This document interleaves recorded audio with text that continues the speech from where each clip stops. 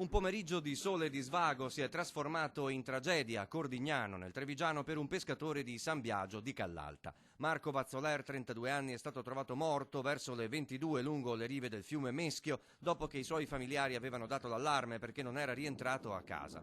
Dai primi rilievi dei carabinieri di Vittorio Veneto, la morte del giovane sarebbe stata provocata dall'urto della sua canna da pesca sui fili dell'alta tensione che corrono sopra l'argine. Vazzoler era morto già da qualche ora. È probabile che nessuno abbia assistito alla disgrazia, nonostante il posto sia frequentato da moltissimi pescatori, soprattutto nel fine settimana. Quando fanno delle gare di pesca, che qua sono tutte le domeniche che fanno gare di pesca, le società mettono dei segnali, insomma, di pericolo, che non si può pescare dentro i limiti di quel tratto, insomma, di alta tensione. Un segnale così avrebbe salvato la vita a questo ragazzo? Penso di sì, penso di sì.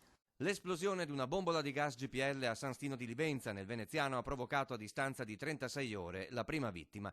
Per le gravissime ustioni è morto all'ospedale di Padova Sergio Mazzardis, 69 anni. L'uomo sabato stava spostando con il figlio Simone, di 38 anni, una grossa bombola di GPL da 25 kg, che all'improvviso era esplosa, trasformando i due in torce umane. Simone Mazzardis rimane in condizioni gravissime, sotto costante osservazione all'ospedale di Padova. Nuovo sopralluogo in giornata di carabinieri e vigili del fuoco nella casa di via Condulmer. Il piano superiore è inagibile e anche comunque tutta la casa in sé.